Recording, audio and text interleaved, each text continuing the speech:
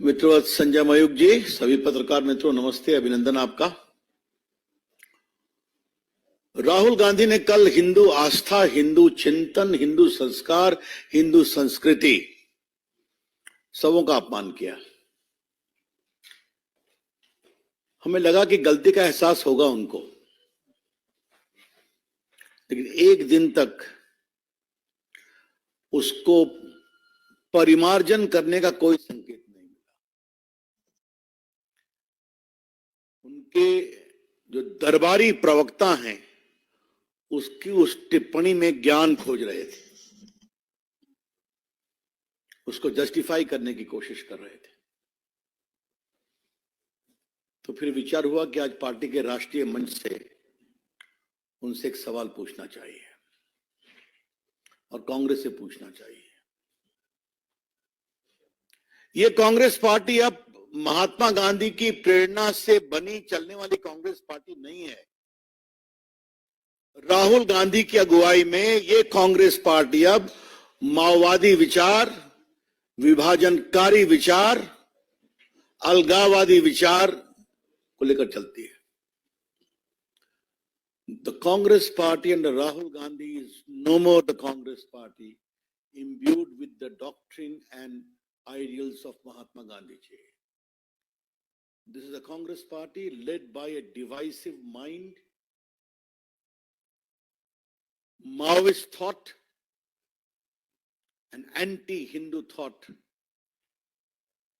Mr. Rahul Gandhi is completely in the sway of these elements. Rahul Gandhi जैसे तत्वों के प्रभाव में हैं। उनके शब्द आपने बहुत सुने हैं, लेकिन मुझे उनके शब्द को भी रखूंगा, जो स्पष्टीकरण आया वो भी रखूंगा। ये राहुल गांधी के एग्जैक्ट शब्द मैं कोट कर रहा हूं। हिंदू धर्म में शक्ति शब्द होता है, हम शक्ति से लड़ रहे हैं।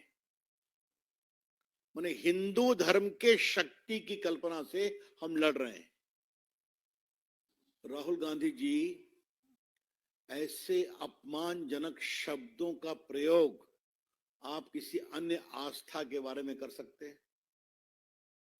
आपके करने की हिम्मत है? आपको करने दिया जाएगा?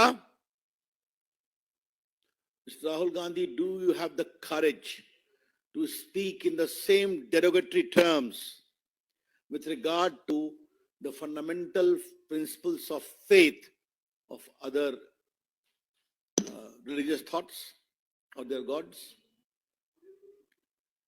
तो ये आप नहीं करते। जरा शांत रहें, काइंडली, बड़ी कृपा होगी। तो ये बार बार हिंदू आस्था पर अपमान क्यों करते हैं आप? कोई नई बात तो है नहीं। आप सुविधा के लिए चुनावी हिंदू बनते हैं, लेकिन मन में हिंदू आस्था का अपमान होता है। Will you keep quiet, please? What is this? Don't disturb the press conference, please. I'll be grateful, please. तो मैं ये कहना चाह रहा हूं, क्या मतलब है इसका?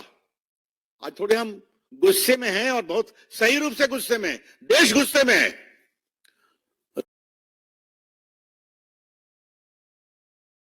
आस्था का इस तरह से वो अपमान करते रहेंगे, ये देश स्वीकार नहीं करेगा। शक्ति को क्या समझते हैं?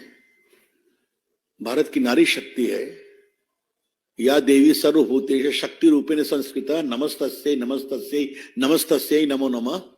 ये देश की प्रेरणा है। आज प्रधानमंत्री जी ने पूरा दक्षिण भारत की सारी देवियों की चर्चा की है।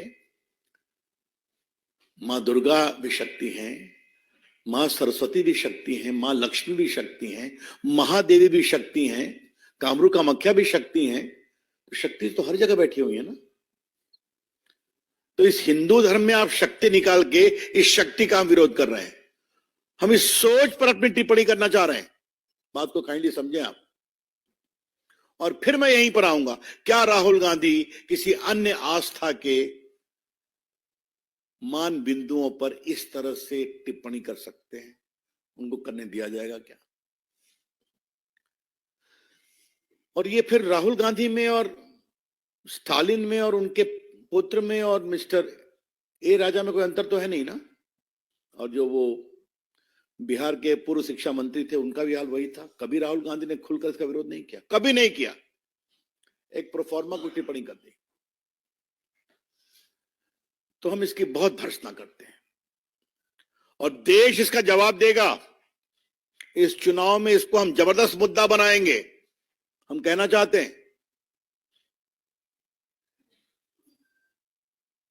जब लोकतांत्रिक प्रक्रिया चलती है तो देश की आस्था का सम्मान भी उस प्रक्रिया का एक अंग होता है।